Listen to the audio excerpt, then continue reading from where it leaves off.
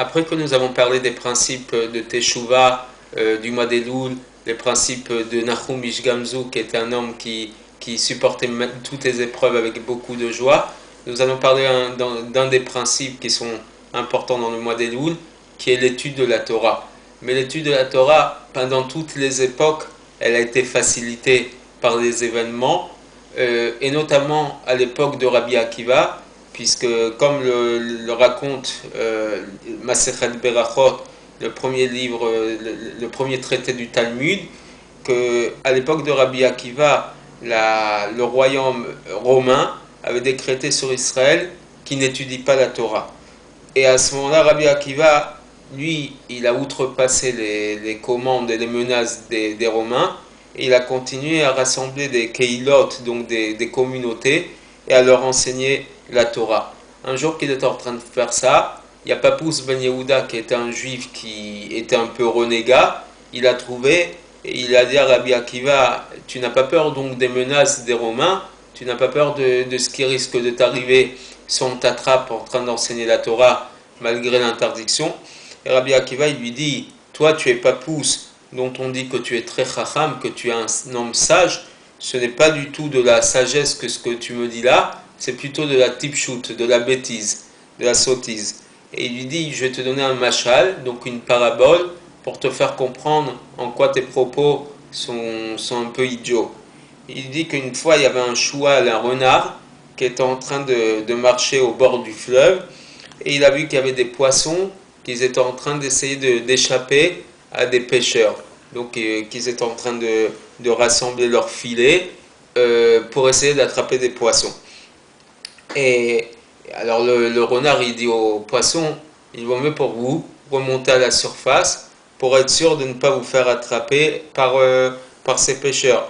Alors les poissons lui disent au renard, toi tu es celui qu'on appelle le plus intelligent des animaux, il vaut mieux pour nous, il vaut mieux pour nous qu'on reste à l'intérieur de l'eau, puisque c'est là où on attrape tout notre oxygène, toute notre vitalité, plutôt que de sortir de l'eau et là tout notre oxygène va naturellement partir. Là on est sûr de mourir, alors qu'en restant dans l'eau, on a peut-être une chance d'échapper aux pêcheurs. C'est exactement ce que Rabbi Akiva il a dit à Papous. Il lui dit, nous tant qu'on étudie la Torah, toute notre vitalité elle est là, puisqu'on le témoigne tous les soirs dans la prière d'arbitre, c'est notre vie et c'est ce qui prolonge nos années de vie. Alors que si je m'interdis d'étudier la Torah et d'enseigner la Torah, je suis sûr de perdre la vie. Papous ne lui a rien dit, a accepté apparemment cette réponse, et le texte nous dit que peu de temps après, on a attrapé Rabbi Akiva et on l'a emprisonné dans la même prison que Papous. Papous a été emprisonné pour d'autres raisons, pour des fraudes, alors que Rabbi Akiva lui a été emprisonné pour avoir enseigné la Torah. Rabbi Papous lui dit à ce moment-là, heureux Rabbi Akiva que toi tu as été attrapé pour des livrets Torah. Malheur à moi qui moi ai été attrapé pour des choses futiles, pour des choses qui ne comptent pas. Et on raconte que quand on a fait sortir Rabbi Akiva pour le tuer, il faisait partie des 10 martyrs dont on rappelle l'histoire le jour de Yom Kippour.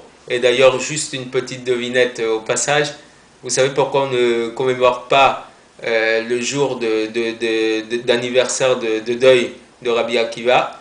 Tout simplement parce qu'il nous a quittés la veille de Yom Kippour, à quelques minutes de l'entrée de Yom Kippour. On n'a donc pas le temps de s'y préparer, de le faire la veille de Yom Kippour. Mais en vérité, Rabbi Akiva est un symbole dont on doit représenter sa vie et sa force, son courage pendant tous les jours de l'année. Il n'a pas un seul jour où on ne rapporte pas, on ne montre pas, on ne prend pas en exemple. Et donc, on raconte que quand on a fait sortir Rabbi Akiva pour le tuer, c'était le moment du Kriyat Shema, le moment de dire le Shema, et on lui grattait sa peau avec des pelles de fer. Imaginez la douleur et la douleur d'avoir la peau arrachée d'une telle manière. Et Rabbi Akiva, il était en train de se réjouir, il était en train de rire de ça. Ses élèves lui ont dit, combien tu peux souffrir?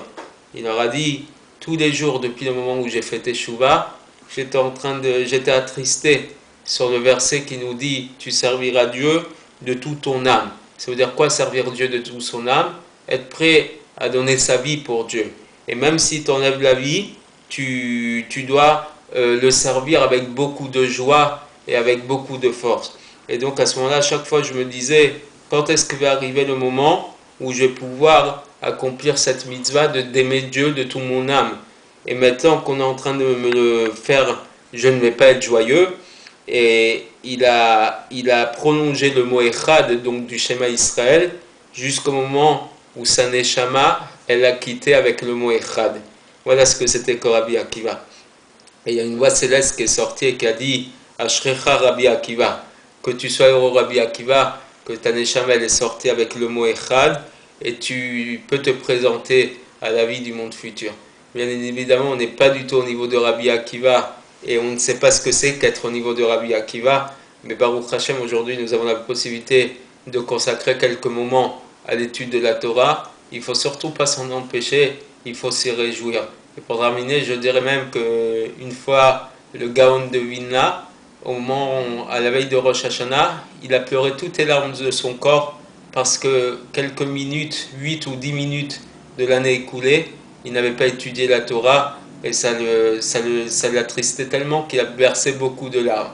Quand on dit que c'était 8 ou 10 minutes, c'était 8 ou 10 minutes de son temps libre qu'il s'est dit qu'il aurait dû consacrer à l'étude de la Torah. C'était le Gaon de Vilna. Encore une fois, nous ne sommes pas à ce niveau-là, mais si on a un moment et qu'on nous permet d'écouter des cours de Torah, et c'est facile aujourd'hui avec Internet, donc il ne faut surtout pas s'en empêcher, et il faut rechercher bien évidemment ces moments-là, parce que plus tard, Akadosh Baruch Hu nous demandera « As-tu consacré un temps d'étude de la Torah ?»